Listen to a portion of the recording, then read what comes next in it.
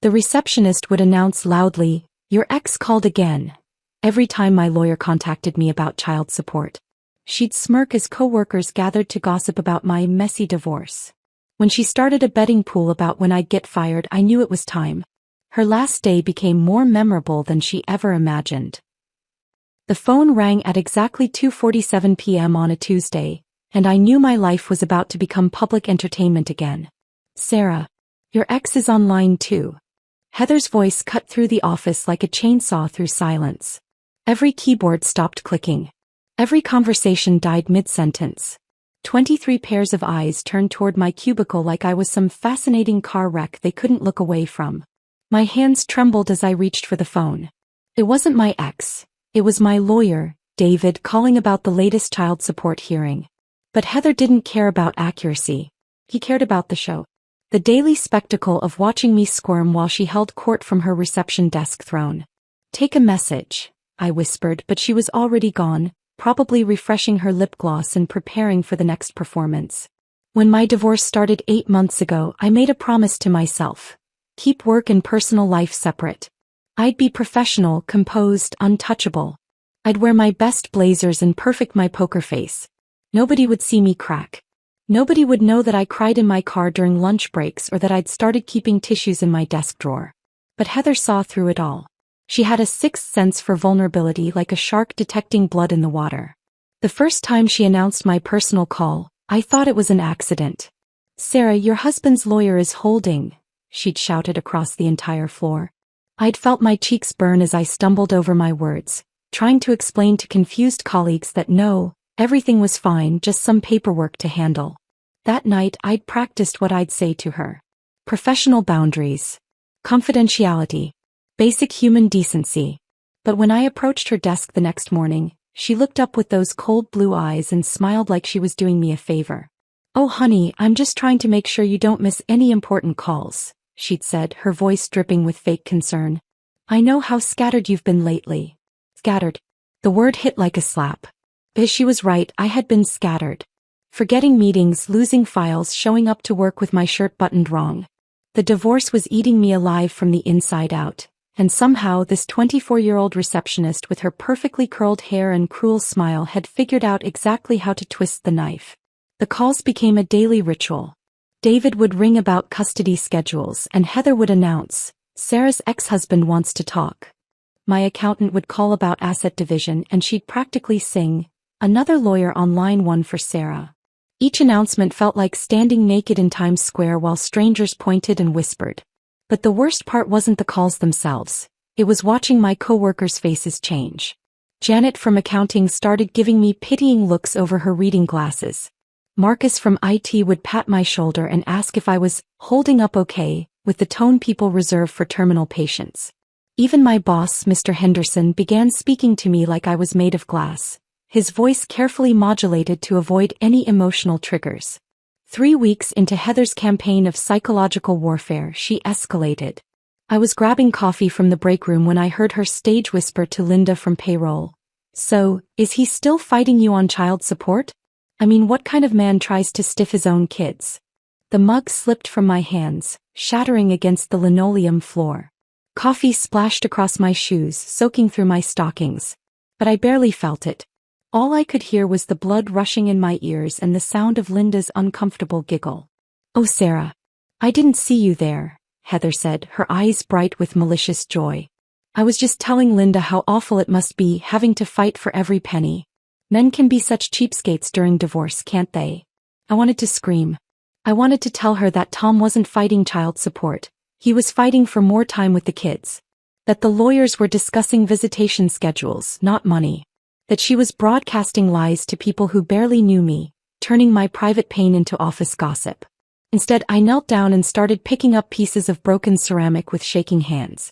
"Let me help you with that," Heather said, kneeling beside me. Her voice was loud enough for everyone to hear. "You know, if you ever need to talk about anything, I'm here. Divorce is so hard, especially when there are children involved." She was performing again, playing the concerned friend while twisting the knife deeper. I looked up at her face, so young, so perfectly made up, so utterly empty of genuine compassion, and realized she was enjoying every second of my humiliation. That afternoon I found the betting pool. Jenny, our temp receptionist, had left a piece of paper on the copier. At first glance it looked like a standard office form. But as I got closer the words came into focus. Sarah's breakdown betting pool. Crying in the bathroom. 2 weeks, Heather, $10. Quits without notice. 1 month, Marcus, $5. Gets fired for poor performance. 6 weeks, Linda, $15. Complete nervous breakdown. 3 weeks, Anonymous, $20. The list went on. 12 names total. 12 people I'd worked with for 3 years, people who knew about my kids' soccer games and my mother's birthday, people who'd eaten cake at my promotion party. They were literally gambling on my emotional destruction. My hands didn't shake as I took a photo with my phone. My vision didn't blur. I felt nothing at all, just a cold, crystalline clarity that cut through months of confusion and self-doubt. I walked straight to HR. I need to file a complaint about workplace harassment, I told Patricia, sliding a printed copy of the photo across her desk. She studied it for exactly 43 seconds, then looked up with the expression of someone who'd just been asked to solve world hunger with a paperclip. Sarah, I understand you're going through a difficult time, she said, her voice carefully neutral. But this looks like harmless office banter. Maybe even a misguided attempt at support. Support. The word came out sharper than I intended. They're betting on when I'll have a nervous breakdown. I think you might be misinterpreting the situation. Heather mentioned that people are just concerned about you. Sometimes humor is how people cope with uncomfortable situations. I stared at her, waiting for the punchline. But she was serious. This woman with her motivational cat posters and her workplace wellness certificates was actually defending a betting pool about my mental health. So you're saying this is acceptable behavior? I'm saying that workplace dynamics can be complex during personal transitions. Perhaps we could arrange some stress management resources for you? I have a pamphlet about mindfulness techniques.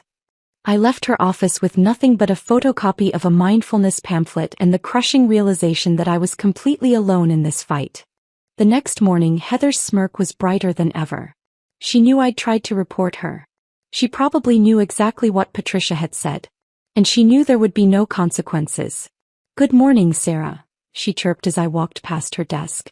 How are you holding up today? The question sounded innocent enough to anyone listening.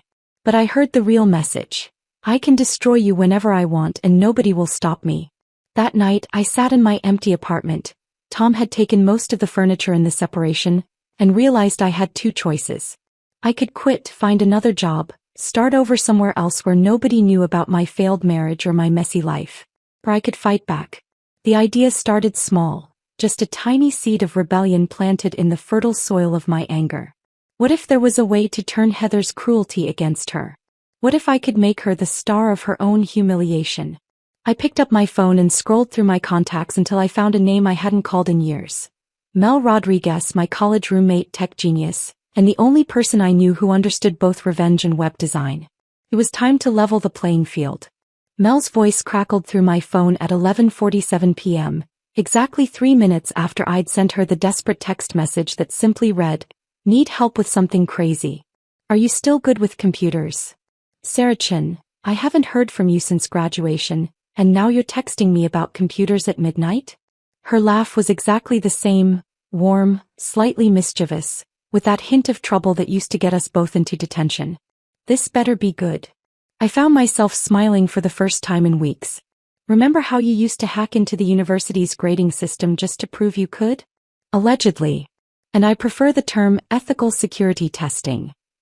I could practically hear her grinning. But yeah, I'm still in tech. Actually, I run my own web development company now. But what kind of trouble are you planning? The words spilled out of me like water through a broken dam. Every humiliating detail, every cruel announcement, the betting pool, HR's dismissal, everything I'd been carrying alone for months. Mel listened without interrupting, occasionally making small sounds of disgust or outrage. When I finished, the silence stretched for nearly 30 seconds. That absolute witch, she finally said, her voice flat with controlled fury. Sarah, honey, this isn't petty. This is psychological warfare. She's been systematically destroying your professional reputation and mental health for sport. I know, but I don't know what to do about it. I can't quit. I need the insurance for the kids. And apparently HR thinks betting pools about employee breakdowns are just workplace humor. Oh, we're going to do something about it, Mel said, and I could hear her keyboard clicking in the background. But first I need coffee and a proper planning session. Are you free tomorrow morning? That's how I found myself sitting in a tiny cafe downtown at 7 a.m., clutching a vanilla latte and watching my old college roommate transform into a criminal mastermind before my eyes. Mel had barely changed since our university days. Still the same pixie cut, now professionally styled, still the same intense brown eyes behind trendy glasses, still the same way of talking with her hands when she got excited. But there was something different about her confidence now. A quiet competence that came from years of success in a field dominated by men who probably underestimated her just like everyone used to. Okay, so here's what we're dealing with, she said, pulling out a sleek laptop and a legal pad covered in her precise handwriting. Heather is a workplace bully who's gotten away with it because she's young, pretty, and probably flirts with the right people in management. She thinks she's untouchable. She basically is untouchable. HR made that clear. Wrong. She's untouchable at your workplace. But what if we could create a situation where her own ambition becomes her downfall? Mel opened her laptop and started typing rapidly. Tell me about Heather's personality. What does she want more than anything? I thought about all the conversations I'd overheard, all the bragging and posturing. Status. Recognition. She's always talking about how she's too good for this place, and how she deserves better. She name drops expensive brands, talks about her networking events, posts those inspirational career quotes on social media. Perfect. So she's ambitious, image-conscious, and probably underpaid. What's her educational background? Community college business degree. She mentions it whenever someone treats her like just a receptionist. Mel's fingers flew across the keyboard. Excellent. Someone with just enough education to think she knows everything, but not enough experience to spot red flags. Now, what would be her dream job? I considered this. Something in corporate communications or client relations. She's always talking about how she's the face of the company, and how she could do our marketing director's job better than he can. Client relations it is. Mel turned her screen toward me. Meet River and Wallace Capital, your new fake company. The website was already taking shape. Sleek, professional, with stock photos of diverse businesspeople shaking hands in glass conference rooms. The color scheme was that particular shade of corporate blue that screamed, serious money without being flashy. How are you doing this so fast? I asked, watching her work. I've been designing websites for 12 years. This is like riding a bike, except the bike is made of code and revenge. He paused, studying my face. Are you sure you want to do this? Because once we start, there's no taking it back. I thought about yesterday's humiliation, about Heather's smirk, about the betting pool that treated my pain like entertainment. I'm sure. Good. Because I've been wanting to use my powers for evil instead of good for a while now. Over the next 2 hours we constructed the perfect trap. River and Wallace Capital became a boutique consulting firm specializing in high-net-worth client relations. Mel registered the domain, created professional social media accounts, and even set up a temporary phone number that would forward to her cell. The job posting was a masterpiece of corporate manipulation. Executive Client Relations Manager, $85,000 to $95,000 annually plus performance bonuses. Seeking a dynamic professional to serve as the primary liaison between our exclusive clientele and senior management. Candidates must possess exceptional communication skills, professional presentation, and the ability to maintain confidentiality in high-stakes environments. That salary is going to get her attention, I said, watching Mel fine-tune the posting. That's the point. It's exactly high enough to make her think she's worth it, but not so high that it seems suspicious. Mel created a LinkedIn profile for Janet Morrison, Senior HR Director, complete with a professional headshot of a middle-aged woman she'd licensed from a stock photo site. Meanwhile, I'd been observing Heather more carefully at work. She spent at least an hour each day browsing job sites, not even trying to hide it. She'd recently started dressing more professionally, wearing blazers instead of her usual low-cut tops, and I'd overheard her on the phone telling someone about putting feelers out in the market. She's already job hunting, I reported to Mel during our lunch break phone call. Yesterday she was printing out her resume on company letterhead. Perfect timing then. Janet Morrison is about to discover Heather's exceptional qualifications. The plan was elegant in its simplicity. We'd send the job posting to Heather through an anonymous career tip email, the kind of thing ambitious people receive from networking contacts all the time. If she bit, we'd schedule a video interview where Mel would play Janet Morrison, the understanding HR director who saw Heather's true potential. What happens after the interview? I asked. We offer her the job, obviously. With a start date in 2 weeks. Just enough time for her to quit her current position and burn all her bridges. And then... Mel's smile was absolutely wicked. Then River and Wallace Capital suddenly has budget cuts and has to rescind the offer. Very unfortunate. Very last minute. Very embarrassing for someone who's already announced their big career move to everyone they know.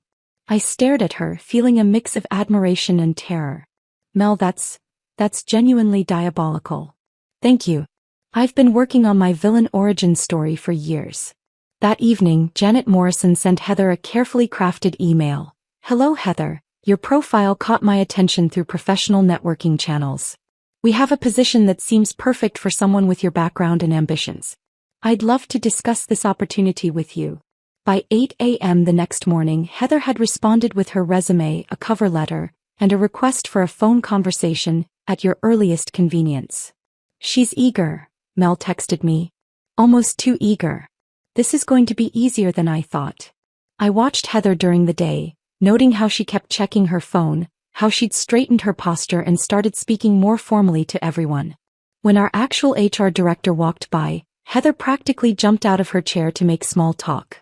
She's already mentally checked out, I told Mel that night. She's acting like she's above this place now. Excellent. Time for phase 2. The video interview was scheduled for Thursday at 6 p.m. After normal business hours, Janet Morrison explained, because our client relationships require discretion. Mel had borrowed her friend's downtown office space, complete with corporate art and a view of the city skyline.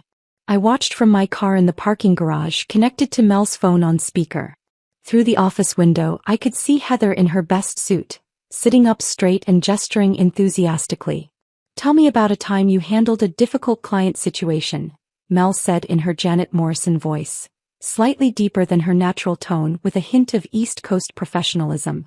Well, at my current position, I deal with difficult people every day, Heather replied, her voice bright with confidence. Just last week we had this employee going through a messy divorce and she was really bringing down the whole office mood. I took it upon myself to help her understand that personal problems need to stay personal, you know?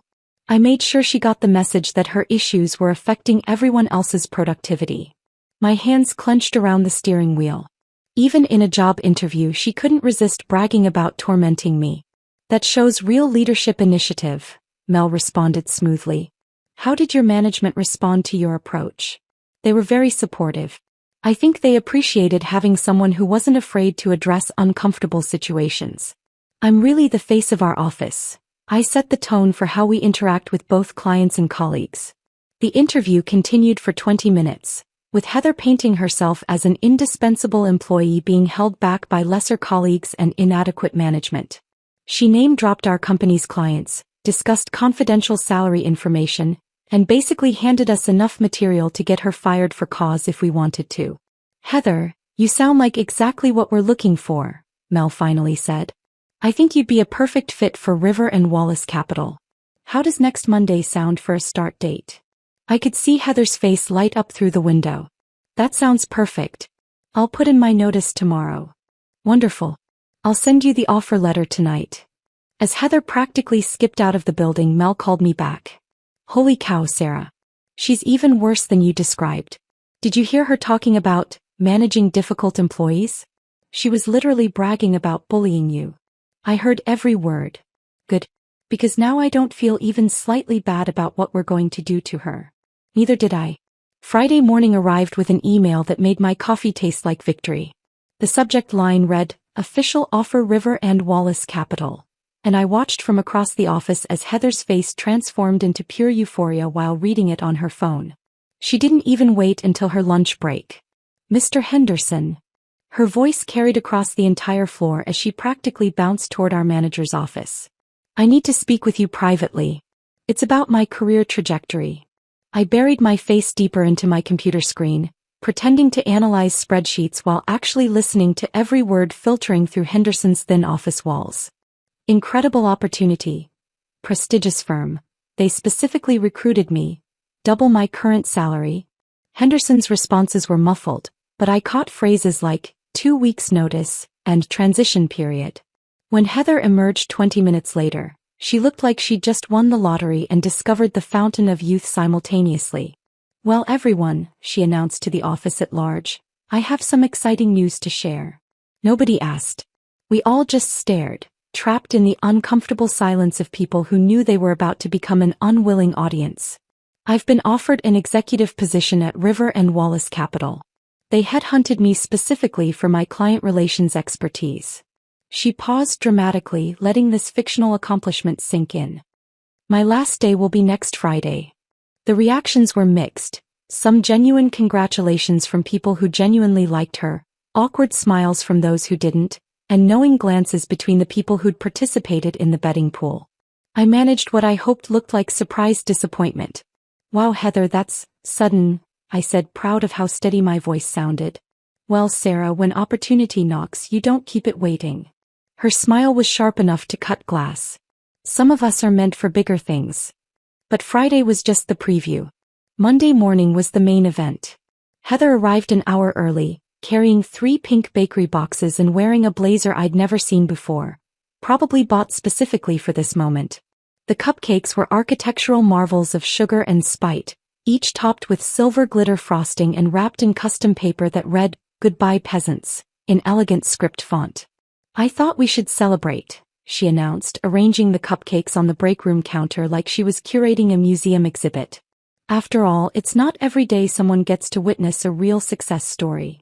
Jenny from accounting picked up one of the cupcakes, reading the wrapper with obvious discomfort. Peasants? Really? Oh, it's just a little joke, Heather laughed, the sound sharp and brittle. You know, like how Marie Antoinette might have said goodbye to her court before moving to a better palace. The historical reference was wrong on multiple levels, but nobody corrected her. We were all too busy processing the audacity of someone calling their soon-to-be former colleagues peasants. Marcus from IT took a hesitant bite of his cupcake. These are really sweet. Everything about today is sweet, Heather replied, then launched into what could only be described as a victory lap disguised as casual conversation. She spent the morning visiting every department, ostensibly to say goodbye properly, but actually to deliver personalized farewell speeches that managed to be both condescending and self-aggrandizing. To the accounting department, I'll miss working with such dedicated people. Not everyone can handle high-level corporate strategy, but you all do such important detail work. To the customer service team, I hope whoever replaces me can maintain the professional standards I've established. The phones can be challenging if you don't have natural people skills. To the marketing department, I've learned so much here about basic promotional concepts.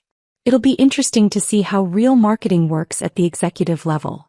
Each conversation was a masterclass in insult delivery, technically complimentary words arranged in ways that made everyone feel diminished.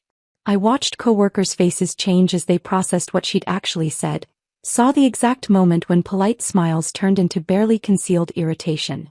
By lunch, the office atmosphere had shifted from awkward celebration to quiet resentment. People were starting to remember why they wouldn't miss her.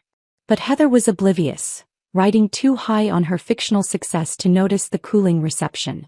She spent her lunch break on the phone in the parking lot, probably telling friends and family about her amazing new job. I could see her gesturing enthusiastically through the window, her free hand painting grand pictures in the air. The afternoon brought the piece de resistance of her farewell tour. At 3:30 p.m. she appeared beside my desk carrying a small wrapped gift and wearing an expression of theatrical sympathy that made my skin crawl. Sarah, I wanted to give you this before I left. She placed the gift on my desk with the ceremony of someone bestowing a great honor. It's a little something to help with everything you're going through. I unwrapped it slowly, aware that half the office was watching. Inside was a book, Emotional Resilience, Bouncing Back from Life's Setbacks, with a bookmark placed at Chapter 3, When Personal Problems Affect Professional Performance. I thought it might help, she said, her voice loud enough for everyone to hear. I know how hard it's been having your personal life become so public. This author has some really good strategies for compartmentalizing.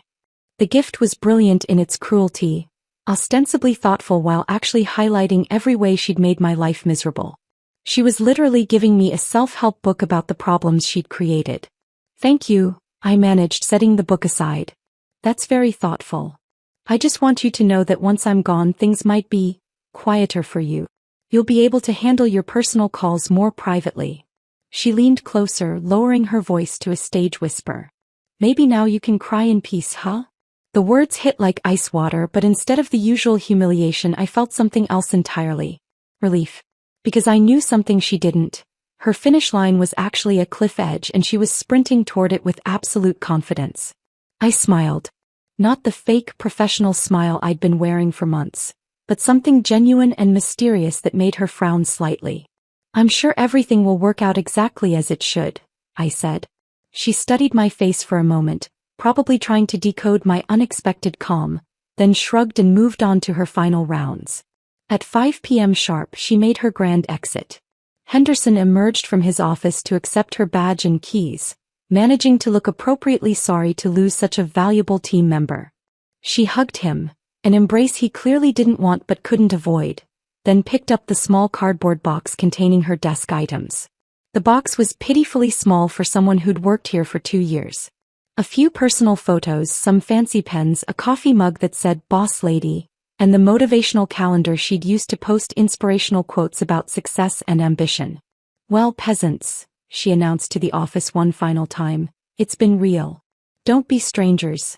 I'll try to remember you all when I'm making the big decisions downtown. She walked toward the elevator with the confidence of someone who'd just conquered the world. A few people waved goodbye. Most just watched her go with expressions of relief and barely contained disbelief. The elevator doors closed on her smug little wave, and the office exhaled collectively. Did she actually just call us peasants again? Marcus asked the room at large. Twice, Jenny confirmed, and gave Sarah a self-help book about personal problems. What a piece of work, someone muttered from the back of the room. But I wasn't listening to the post-departure analysis. I was already texting Mel. The Eagle has landed. Phase 3 is go. That evening, Mel and I drove to the co-working space she'd rented under River and Wallace Capital's name. The building was legitimately professional. Glass lobby, security desk, elevator music that whispered serious business in minor keys. We took the elevator to the 14th floor and found our temporary office. For $300, we'd rented it for exactly 1 week. Just long enough to make our illusion convincing to anyone who might verify the address. Mel had outdone herself with the details. A temporary nameplate on the door read River and Wallace Capital Strategic Consulting.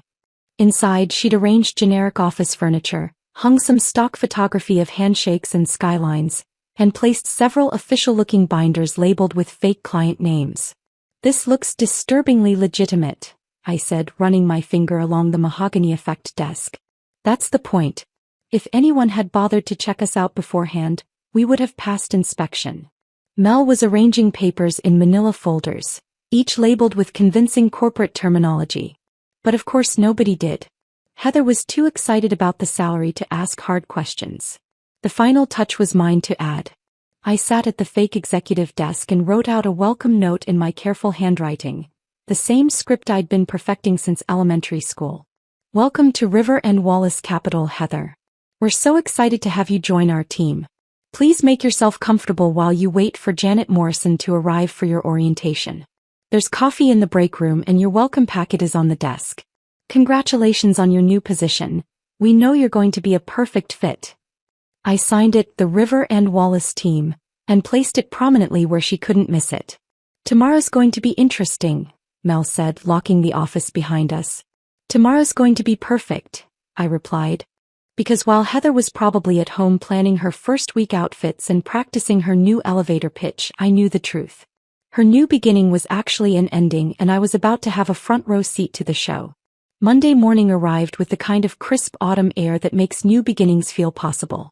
I positioned myself at the window table of grind coffee, directly across from the sleek downtown office building where Heather was about to discover that karma sometimes wears a business suit. Mel arrived at 8:15 with 2 oversized lattes and a laptop bag that looked suspiciously heavy. Surveillance equipment? I asked, nodding toward the bag. Binoculars, backup phone, energy bars, and tissues, in case you start crying from laughing too hard. She settled into the chair beside me, angling her laptop screen so we both had a clear view. I've got the building's lobby camera feed pulled up. Completely legal, by the way. It's a public access stream for security purposes. On her screen, I could see the marble lobby with its polished floors and corporate art. A security guard sat behind an imposing desk, checking IDs and directing visitors to the appropriate elevators. There, Mel whispered, pointing toward the street. Heather's silver Honda Civic pulled into the visitor parking area at exactly 8:47 a.m., 13 minutes early, because of course she'd want to make a perfect first impression. Through the coffee shop window, I watched her check her reflection in the car's side mirror, adjusting her blazer and reapplying lipstick with the precision of someone preparing for battle. She looked magnificent in her delusion. The white blazer was clearly new, still bearing the subtle creases of recent packaging. Her hair was pulled back in the kind of severe bun that said executive material, and she carried a leather portfolio that probably cost more than she could afford. Everything about her screamed ambition and success, if you didn't know the truth. She actually looks professional, I murmured, feeling an unexpected pang of something that might have been guilt. Don't you dare start feeling sorry for her, Mel said sharply. Remember what she did to you. Remember that betting pool. Remember how she smiled while she destroyed your dignity. He was right. This wasn't about cruelty. This was about consequences. 4 months, Heather had treated my pain like entertainment, had turned my workplace into a theater for her daily humiliation performances. Now it was her turn to be the star of an uncomfortable show. On the laptop screen, we watched Heather stride into the lobby with the confidence of someone who belonged there. She approached the security desk and we could see her gesturing toward the elevators, probably explaining about her first day at River and Wallace Capital. The security guard consulted his computer, then picked up his phone. The conversation lasted 30 seconds, long enough for Heather to start looking puzzled. He hung up and said something that made her check her own phone, then nod and head toward the elevators. What do you think he told her? I asked. Probably that the office is expecting her and to go on up. Security guards see new employees all the time. They don't ask detailed questions if the company name matches their directory. We lost visual on her once she entered the elevator, but I knew exactly what she was experiencing. The 14th floor hallway with its neutral carpet and fluorescent lighting. The directory board listing various companies including our fake one. The door with the temporary nameplate that looked official enough to pass casual inspection. How long do you think it'll take? I asked, checking my watch. 8:52 a.m. Depends on how thoroughly she explores. If she's smart, she'll start making phone calls immediately. If she's convinced this is real, she might sit there for 20 minutes waiting for someone to show up. At 9:07 a.m. Heather emerged from the building. The transformation was startling. Gone was the confident stride, replaced by something hesitant and confused. She stood on the sidewalk staring up at the building like it might suddenly make sense, then pulled out her phone. First phone call, Mel announced as if we were sports commentators. Probably trying to reach Janet Morrison. Through our coffee shop window I could see Heather's face clearly. Confusion gave way to frustration as she held the phone to her ear. She waited, then hung up and immediately dialed again. The number rings once and goes to an automated message saying it's been disconnected, Mel explained with satisfaction. Very mysterious. Very concerning for someone who's supposed to start work in 5 minutes. Heather paced in a small circle, then approached the building again. This time she spent longer talking to the security guard. We could see him shaking his head, consulting his computer, making his own phone call. When he hung up, his expression was apologetic but final. He's telling her there's no River and Wallace Capital in the building, I said. And probably suggesting she double-check her information. That's when Heather pulled out her phone again, but this time she was typing, not calling. Probably Googling the company name, trying to find some explanation for the confusion. 3, 1. Mel counted down like we were launching a rocket. Heather's face went through a series of expressions that would have been comical if they weren't so perfectly suited to the moment. Confusion. Disbelief. Growing horror. And then, The exact moment when she realized she'd been completely, thoroughly, and expertly played. She found the dog shelter, Mel said with grim satisfaction.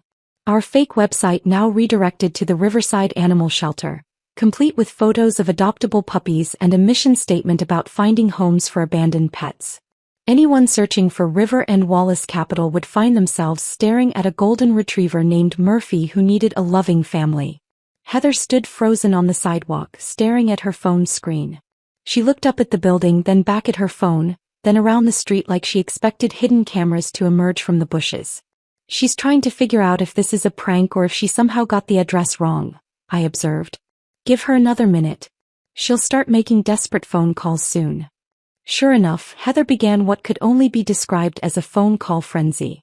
Call after call, each one lasting longer than the previous, each one ending with more obvious frustration.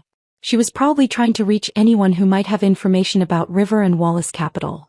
Former colleagues who might have heard of the company, friends in HR who could check their databases, anyone who could help her make sense of what was happening. After her sixth phone call, she walked back to her car and sat in the driver's seat with the door open. From our vantage point, we could see her bent over something. Probably her laptop, frantically searching for any trace of the company that had supposedly hired her. This is the best part, Mel said softly.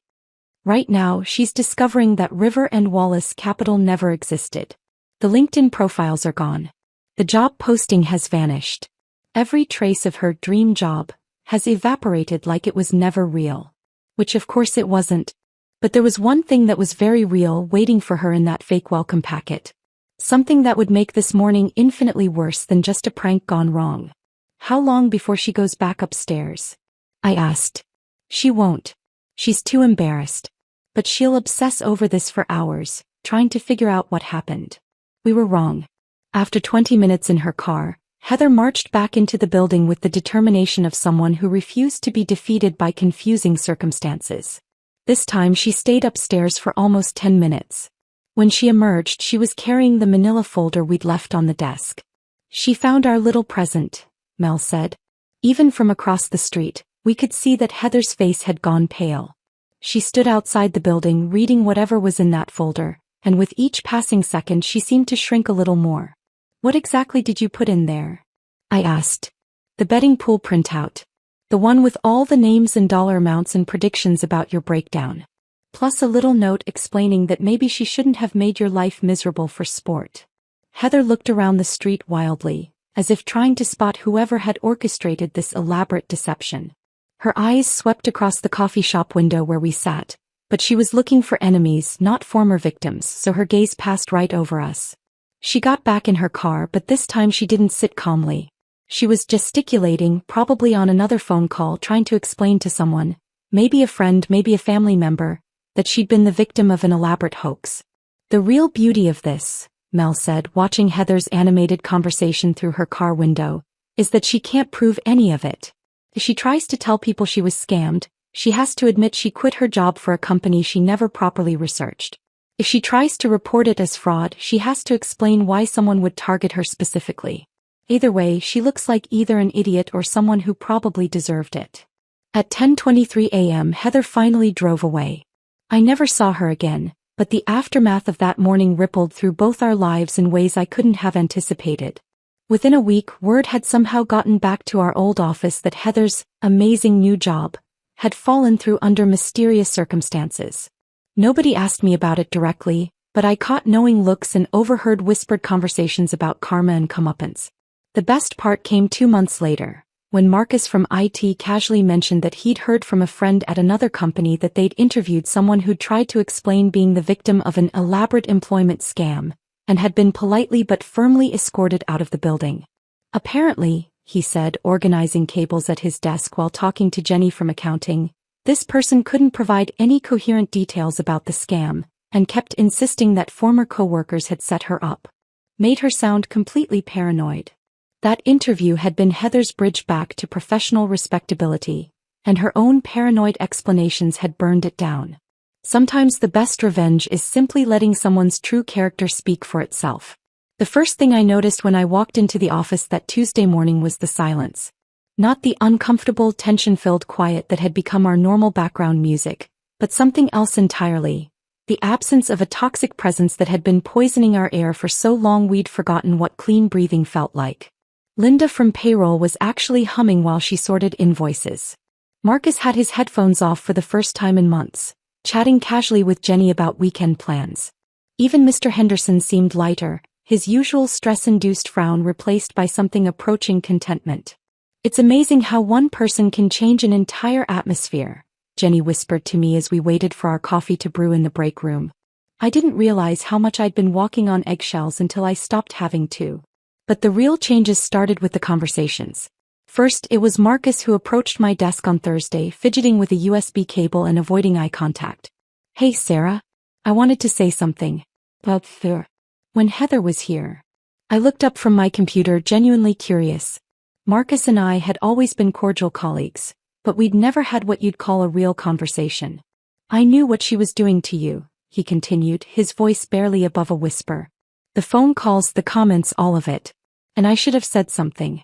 Should have backed you up when you went to HR." He finally met my eyes. I was a coward. We all were. The apology caught me off guard. I'd spent so many months feeling isolated, convinced that my coworkers either didn't notice or didn't care about Heather's behavior. Learning that they'd seen everything and felt guilty about their inaction was both validating and heartbreaking. "She had this way of making anyone who challenged her look like the problem," I said carefully. "I understand why people stayed quiet. No, that's not an excuse. She was always cruel even before you became her main target. Remember when she made fun of Angela's stutter during that client presentation? Or when she accidentally scheduled the holiday party during Rashid's religious observance?" Marcus shook his head. "We all just put up with it because no one knew what to do. Or maybe because we were scared we'd be next." Over the following weeks, more people came forward with similar confessions. Apparently, Heather's reign of workplace terror had been far more extensive than I'd realized. She'd been systematically undermining people for years, always careful to stay just under the radar of formal complaints. Jenny revealed that Heather had once spread rumors about her unprofessional relationship with a client, based on nothing more than friendly email exchanges. Angela from customer service admitted that Heather had been intercepting her important calls and claiming she was protecting the company from Angela's communication issues. Even Linda confessed that Heather had been making pointed comments about her age and suggesting she should consider retirement while she still had her dignity. "The thing about bullies," Angela said during one of our impromptu group therapy sessions disguised as coffee breaks, "is that they're really good at making each victim feel like they're the only one. Like there's something specifically wrong with them that attracts the abuse." I thought about this revelation while drafting an email that had been months in the making. The anonymous report to HR wasn't about revenge. It was about documentation. About ensuring that if Heather ever tried to return or if our company ever hired someone like her again, there would be a paper trail. The report was 15 pages long. Screenshots of the betting pool. Detailed accounts of public humiliations. Testimonials from 6 different employees describing patterns of harassment, discrimination, and toxic behavior. Medical documentation of my stress-induced insomnia and anxiety. Performance reviews showing how my work had suffered under constant psychological pressure. I included everything, then saved it as an anonymous PDF and sent it from a temporary email account to both HR and our regional manager. The response was swift and comprehensive. Within 2 weeks, Patricia from HR scheduled individual meetings with every employee mentioned in the report. The interviews were confidential, but word traveled through our small office that they were taking the allegations seriously. Finally, a month later, I received an unexpected email from Mr. Henderson. "Sarah, would you be interested in participating in our new workplace wellness initiative? We're redesigning our policies around professional conduct and employee mental health, and I think your insights would be valuable." The invitation felt surreal. 6 months earlier, I'd been the office tragedy case, the woman whose personal problems made everyone uncomfortable. Now they wanted my input on company policy. The wellness committee met every Tuesday at 3 p.m. in the conference room that still smelled faintly of Heather's expensive perfume.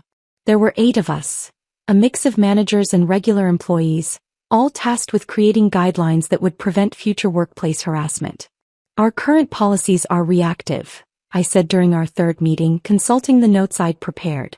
They only address problems after they've already caused damage. We need proactive measures that create a culture where toxic behavior can't take root. The suggestions I made weren't revolutionary. Anonymous reporting systems, mandatory bystander intervention training, regular climate surveys, but they were thorough and thoughtful. More importantly, people listened to them. Dr. Rebecca Martinez, the therapist I'd started seeing, helped me understand why this felt so significant. "You're reclaiming your voice," she explained during one of our Wednesday evening sessions. "For months you were silenced and diminished. Now you're using your experience to protect others. That's not just healing, that's transformation." Therapy had been another unexpected development. Not because of Heather specifically, but because her treatment had forced me to confront deeper questions about my own self-worth. Why had I absorbed her abuse for so long? Why had I felt responsible for managing other people's comfort with my personal struggles? "You've spent your whole life trying to be small enough that you wouldn't inconvenience anyone," Dr. Martinez observed. "Your divorce wasn't just the end of a marriage. It was the beginning of taking up space in your own life." He was right. I'd spent years making myself smaller, quieter, less problematic. Heather's cruelty had been devastating, but it had also been clarifying. It showed me exactly what happened when you let other people define your worth. The therapy sessions became a weekly ritual of excavation, digging through layers of people-pleasing and self-doubt to find the person I'd buried under decades of accommodation. It was harder work than planning elaborate revenge schemes, but ultimately more satisfying. Meanwhile, my friendship with Mel had evolved into something richer than our college relationship. Shared mischief had given way to shared growth. We talked on the phone every few days, comparing notes on career challenges and personal revelations. "You know what's funny?" she said during one of our evening calls. "I learned as much about myself planning your revenge as you did executing it. Turns out I'm really good at strategic thinking when I'm properly motivated. You should add workplace justice consultant to your resume," I suggested. "Don't think I haven't considered it." Karma Solutions, strategic problem resolution for toxic work environments. We could make millions.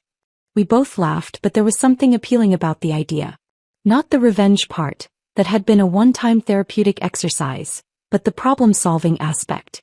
The careful planning, the attention to detail, the satisfaction of seeing justice served. "Seriously though," Mel continued, "what you did took real courage. Not the revenge part, but everything after. The HR report, the wellness committee, the therapy. You didn't just get even, you got better." That phrase stuck with me. I didn't just get even, I got better. Because that's what the ripple effect had really been about. Not just removing a toxic person from our environment, but creating space for all of us to become better versions of ourselves. Space for Marcus to speak up about injustice. Space for Angela to address her communication challenges with support instead of mockery.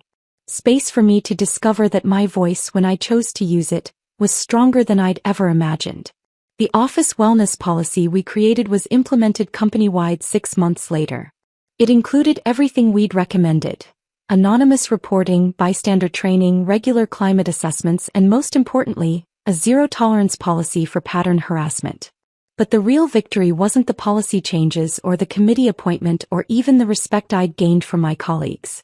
The real victory was waking up each morning without dread, walking into work without armor, existing in my own space without apology. Heather's absence had created room for all of us to breathe again. And in that space, we discovered we were stronger, kinder, and more capable than we'd ever been allowed to believe. The finality of it all didn't hit me with fanfare or fireworks. It arrived on a Thursday afternoon in March, 6 months after Heather's dramatic exit, when I realized I'd gone an entire week without thinking about her once. I was reorganizing my desk drawer, the same one where I'd kept tissues during my darkest days, when my fingers brushed against a small piece of paper I'd forgotten was there. The copy of the note I'd left in Heather's fake welcome packet. "Maybe now you'll learn not to bet on someone else's pain." Looking at those words now, written in my own careful handwriting, I felt something unexpected. Not satisfaction or vindication, but a kind of gentle closure, like finding the last piece of a puzzle you'd given up on completing. The note wasn't about Heather anymore. It had become something else entirely, a testament to a version of myself I'd discovered in the depths of humiliation. The woman who wrote those words had been angry, yes, but also strategic. Hurt but not broken. Invisible but not powerless.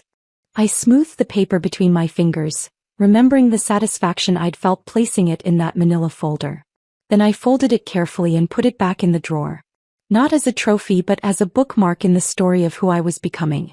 My divorce had finalized the month before with all the drama of signing a cell phone contract. Tom and I sat in a sterile conference room while lawyers shuffled papers and discussed asset division like we were dissolving a small business rather than a 15-year marriage. When it was over, we shook hands in the parking lot. Not out of animosity but out of the strange formal politeness that replaces intimacy when love dies slowly. "I think we'll both be happier now," he said, and I realized he was probably right. The relief was immediate and profound. Not because I was free from marriage, but because I was free from the constant low-level anxiety that had become my baseline. Free from lawyers' calls and custody negotiations and the exhausting performance of holding it all together while my life fell apart in public. My weekends transformed from survival exercises into something resembling actual living.